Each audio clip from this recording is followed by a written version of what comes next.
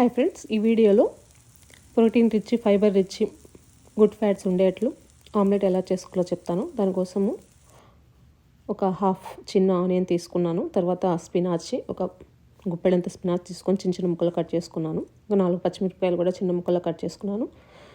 ఇది ఇంట్లో చేసి పెట్టుకున్న ప్రోటీన్ పౌడరు, దాన్ని 2 టేబుల్ స్పూన్స్ తీసుకుంటున్నాను. తర్వాత దాంట్లో కొంచెం సాల్ట్, పసుపు, కొంచెం కారపొడి, కొంచెం వాటర్ యాడ్ చేసి ఇదంతా మిక్స్ చేసుకొని తర్వాత అందులో ఒక ఎగ్ వేస్తున్నాను.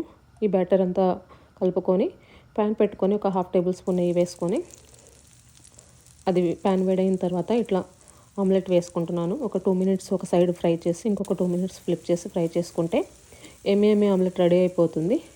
దీన్ని కూర ఏమి లేకపోయినా కూరలాగా కూడా అన్నంలో కలుపుకొని తినొచ్చు. Please share this healthy recipe with all your friends and family. Please follow my Instagram and YouTube account. Thank you.